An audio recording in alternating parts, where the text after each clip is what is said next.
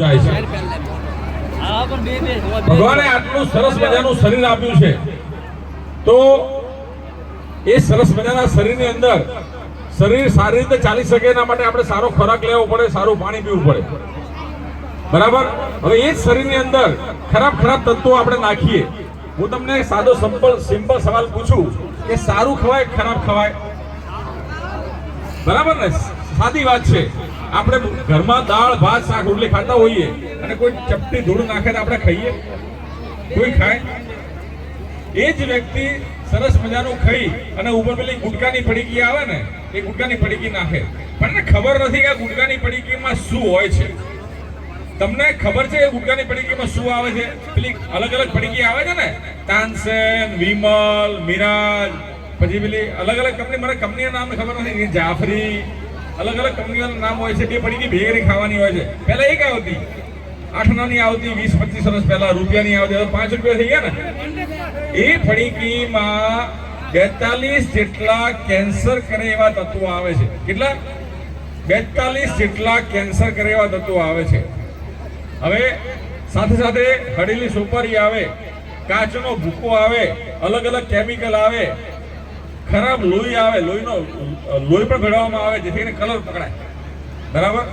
આવો અલગ અલગ પ્રકારનું ખરાબ કરેલું મિશ્રણ ગુટકાની પડીકી એ તમે તમારા મોઢામાં નાખો અને હાથે કરીને કેન્સરને તમે નોંધરો છો। આ કેન્સર કરેવી પડીકી ખવાય? લોકો રોજની 5, 10, 15, 20, 25, 30, 40 અને એમાં કરુણતા એટલી ખરાબ છે કે બહેનો દીકરીઓ કે જે ભારતનું ભાવિ ઘડવાની છે એ લોકો પણ ખાવા માંડી છે।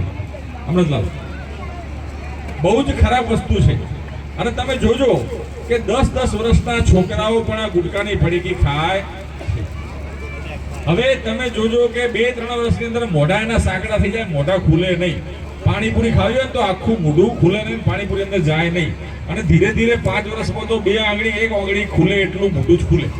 કારણ કે એની અંદર જે ખરાબ તત્વો છે એ તત્વો સબમ્યુકસ ફાઇબ્રોસિસ અને ઓરલ સબમ્યુકસ ફાઇબ્રોસિસ કરે, એટલે ધીરે અંદરના સ્નાયુ જકડાય અને કેન્સર કરે એવી શરૂઆતની સ્થિતિ થાય અને મોઢા જકડી જાય।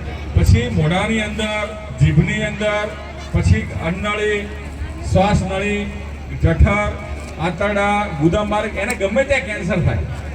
અને 10 વર્ષ છોકરું ખાવાનું ચાલુ કરે એટલે 25 વર્ષ આવતા છોકરું ખખડી જાય શરીરમાં, એની પાચન શક્તિ બંધ પડી જાય। અને મારા દવાખાને કેટલાય કેસ આવે છે જેને શરૂઆતના કેન્સરની ચાંદીઓ મોઢામાં પડવા માંડી હોય। તો મહેરબાની કરીને તમને લોકોને આ ખાસ કહું છું, કારણ કે દારૂ પીતો હોય, દારૂ આપણને લાગે કે લથડિયા ખાતો હોય, આમ દૂરથી આવે તો આપણે ખબર પડે દારૂ પીધો હશે। દારૂ તો પીવાય જ નહીં, પણ ગુટકાની પડીકી ખાતો કે ફૂફારી ગાધી હશે એમ કરીને આપણે માફ કરીએ છીએ। પણ એ ગુટકાની પડીકી કોઈને ખાવા દેશો નહીં, મહેરબાની કરીને ખાવા દેશો નહીં।